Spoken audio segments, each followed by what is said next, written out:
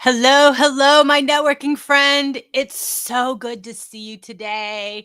Welcome to Wednesday. Welcome to Networking Know How, where we come live every Wednesday afternoon between 3:30 and 5:30 p.m. Central Standard Time to help you network more effectively and stress-free like we do in our down and dirty networking online community. Our community is 100% based on relational networking. So no more selling and telling, no more 30-second commercials. It is about having meaningful conversations and to build lasting and authentic relationships. Yeah, that's the word. So if we have not met yet, I'm Laura Morlando, the Stress Commando, and I am the founder and CEO of Down and Dirty Networking. If you're watching live, get up and chat. Say hello. Let me know where you're watching from. And feel free to comment because this is truly a conversation. And if you're watching on replay, please join the conversation too. I do look back at all of the comments and engage and would love to hear your feedback because today I've got a really great episode for you that's very timely. A couple of my friends had posted about this. I had already planned to talk about this week. So I felt like, okay, everything is lining up for me to share this really important topic. And what we're going to be talking about today is to really identify, do you make these three critical mistakes that could be sabotaging your professional communication? And so we're going to go through the three mistakes, but I'm also going to tell you how to quickly fix them immediately. As soon as you're done watching this video, you will be instantly able to upgrade and avoid these mistakes because what might be happening and you don't even know is that you're making these mistakes and no one's telling you you're making them. There's not going to necessarily be an indication that you can readily connect and say, oh my gosh, I'm making this mistake. And the reason I can say that is I have made these mistakes myself. So it kind of takes one to know one. I've been there, done that, learn from my mistakes so you don't have to. All right, so let's get into it. First off, let's talk about relational networking. So I gave you a little bit of about what it is. It's about having a meaningful conversation to build lasting and authentic relationships. And the goal is to learn from and about somebody.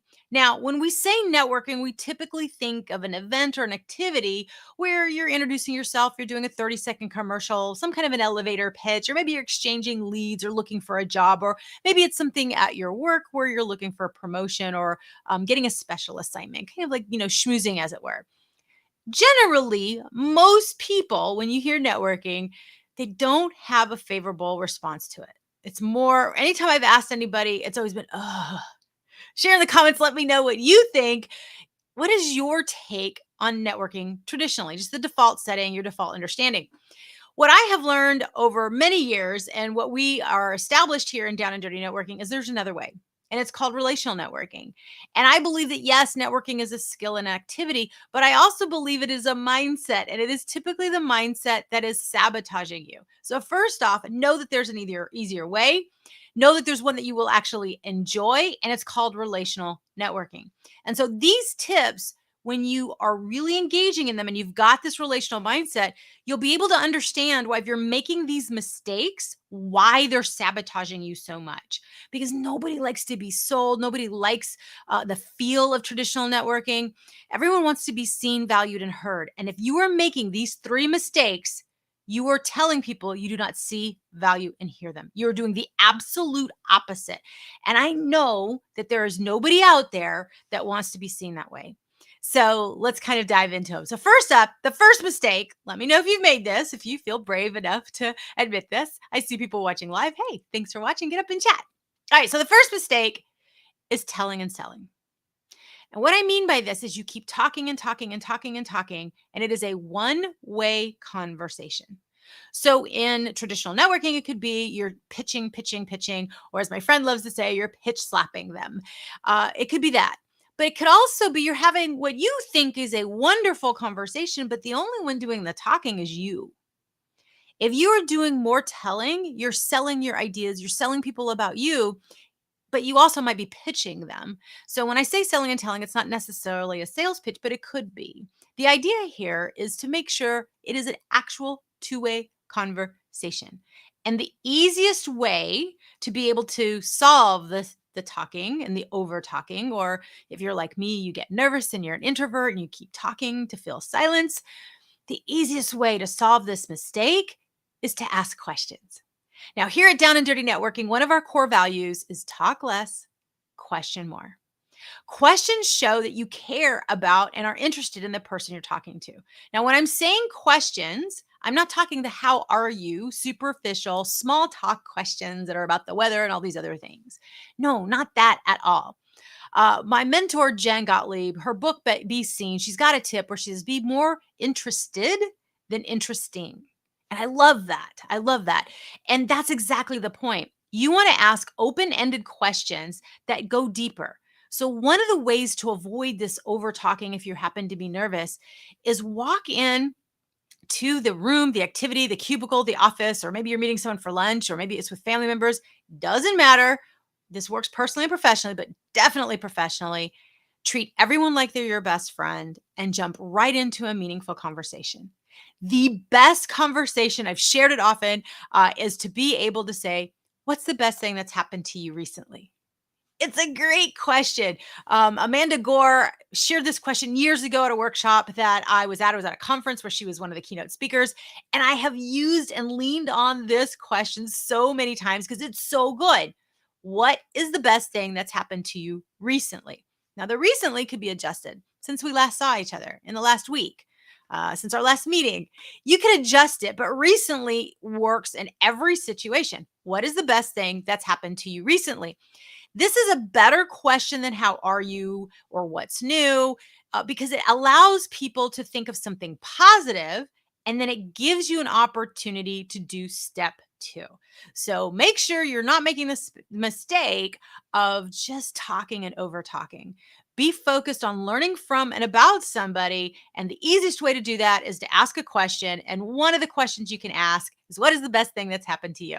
Now, for those watching live, or maybe you're watching on replay, pop in the chat and let me know another question that you love to use. It's better than the typical superficial stuff. Something that gets more to the heart of it, where you're treating everyone like your best friend and you genuinely are interested in what's going on with them. So pop in the chat. Let me know if you've got questions. I know we've shared a couple different questions that we use all the time. So let me know. So number one, make sure you're not telling and selling. Ask questions. So leverage our core value here. Talk less, question more. All right. So mistake number two is, are you 10 steps ahead? What I mean by that is you're so busy in your head thinking of the next thing you're going to say, you're not really paying attention to what the person is saying.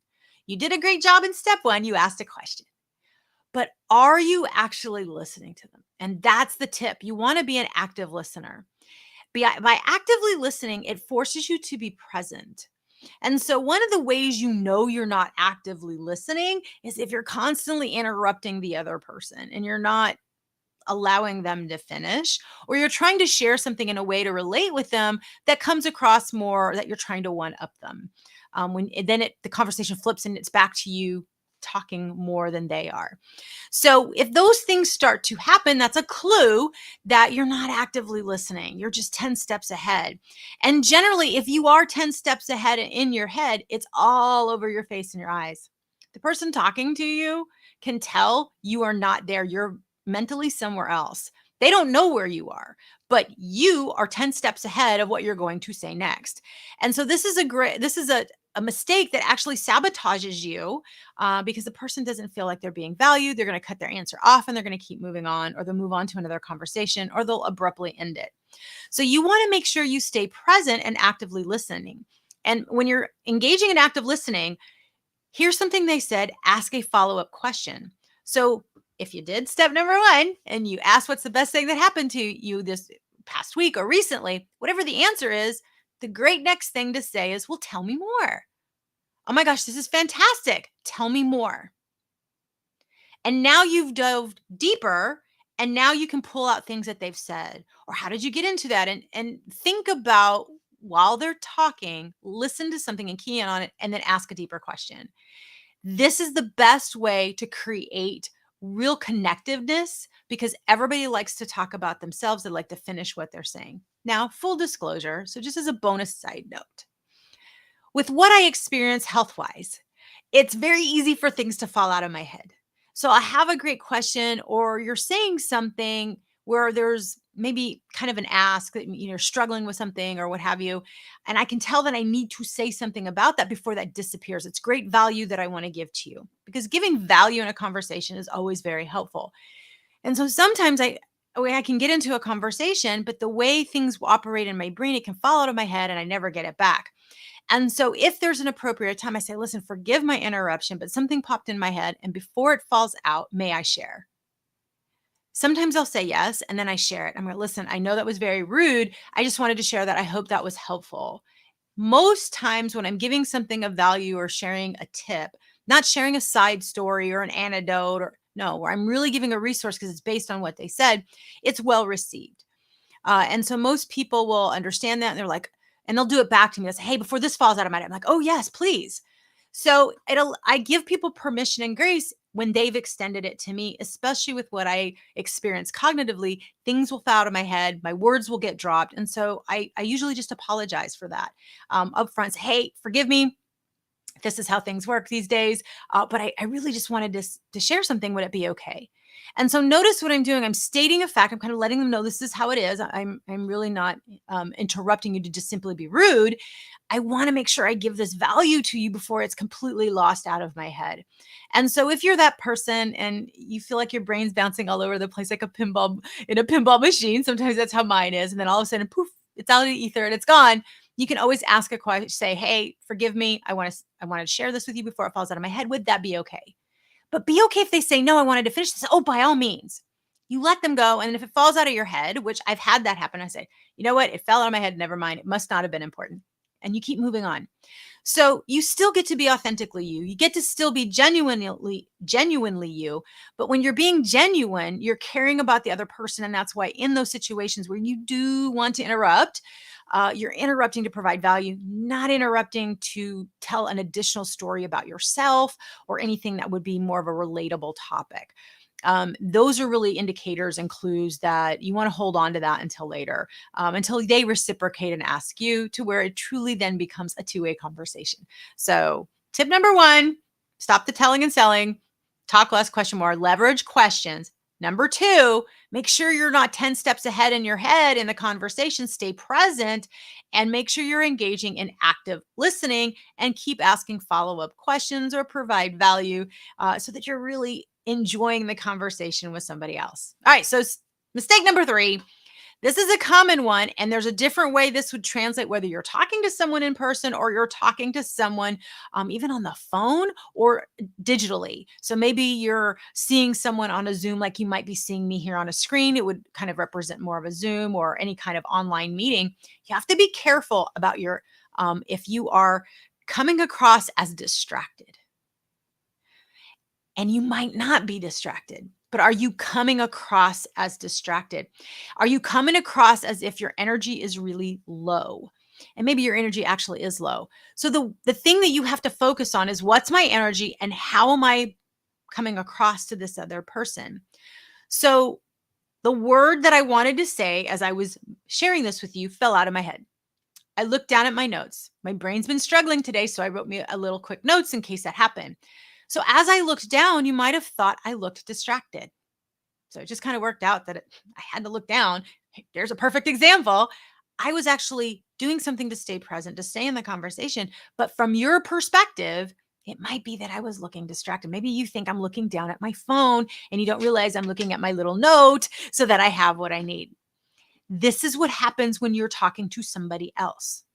When you're talking to somebody else and maybe their video is off to the side, so you turn your head to look at them and their video, to them, you look like you are looking off to the side, like you're looking at something else, you're reading an email or you're checking your socials. You don't look like you're present. You're not looking at the camera. And so when you're in the virtual space, make sure you turn everything off and make sure your camera is aligned where the screen is, so that if you do look at the camera, if you do look at the screen, it doesn't look as much as you're looking down. The other thing is, make sure that your body language looks like you're leaning in and that you've got great energy. If you're in person, the same thing is true. You don't want to be all slumped and doing one of these numbers online or in person. That's never going to translate well. And your energy is tied to your body language. They're the same type of thing. And so if your body language shrinks, your energy shrinks. So if you want energy to be positive, if you want it to be something that's pleasing and attractive and memorable in a good way, then you definitely want to make sure your body language is also very powerful and positive. There's a reason why people tell you to stand in the Wonder Woman pose with your hands at your hip, because it exudes energy and confidence. And there's all kinds of studies that share that. So make sure that before you go to have a conversation with somebody, you power up. Now, to my introverts out here, if you're an introvert listening, we really need to power up even more, because in a setting where we're talking to people, or we're in an event where there's a bunch of people, that could be a huge energy expense for us. But here's the good news. If you power up as an introvert, you're asking questions and you're actively listening, you're actually tapping into your superpower of having a more meaningful conversation. And because you're not having to do a lot of the talking because you're asking questions, it saves and conserves your energy. Now, extroverts, this is great because people are going to love talking to you.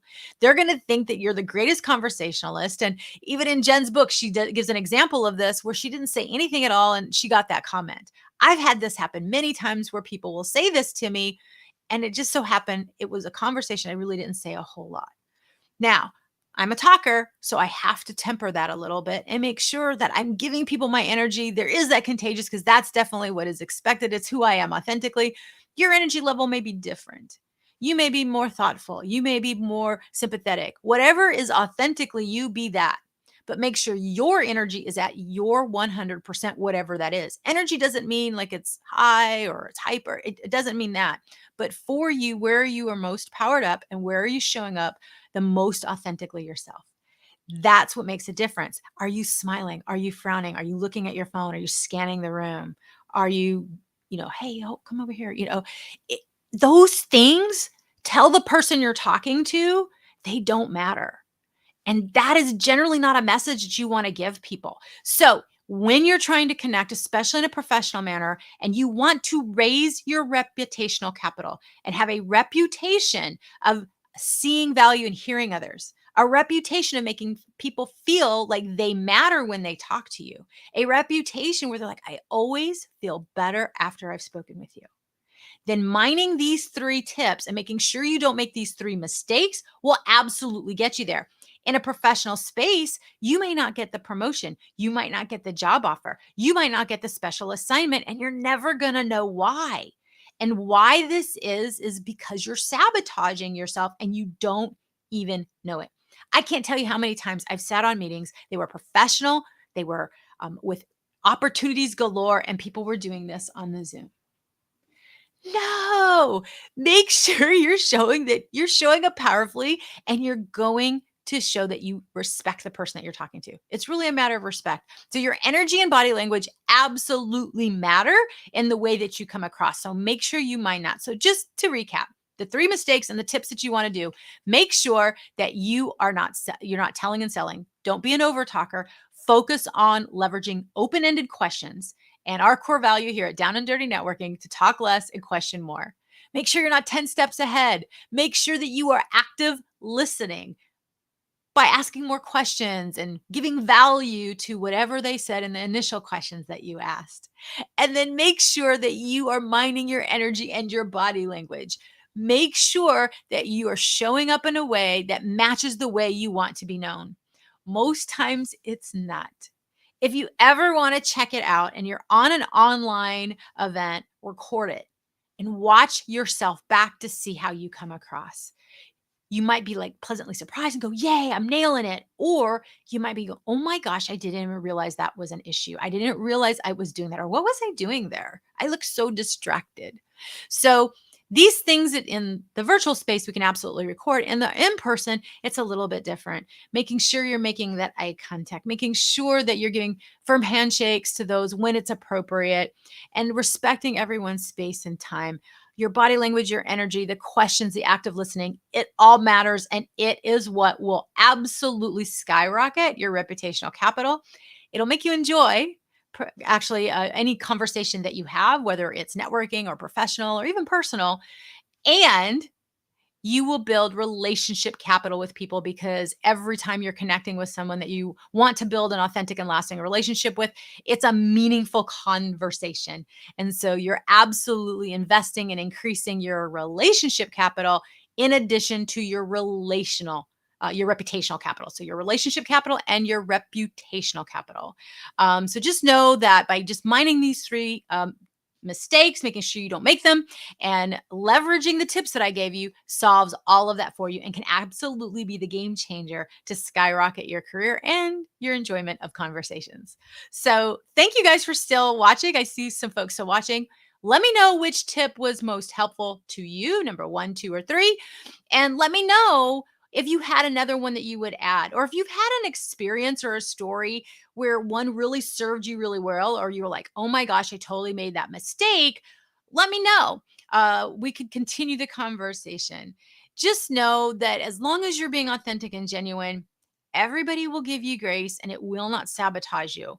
But when you're being unintentional and you're just kind of going through things, that's where things get really tricky. So be intentional, focus on these three tips, and I cannot wait to hear from you. Now, if you found this tip helpful, go ahead and tag a friend, share it, give us a thumbs up. That would be awesome to let us know what you think about this. But also, if you need more tips, if you're like, Laura, this was really great, but I really could use some more tips. I'm more interested in the relational networking as it applies to traditional networking activities.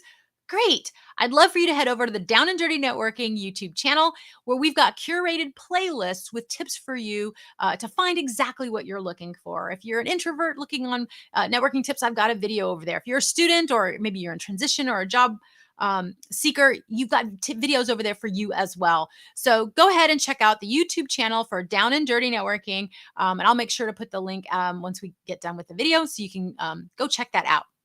The other thing is make sure to like our Facebook and LinkedIn pages. So that's the Down and Dirty Networking Facebook and LinkedIn pages.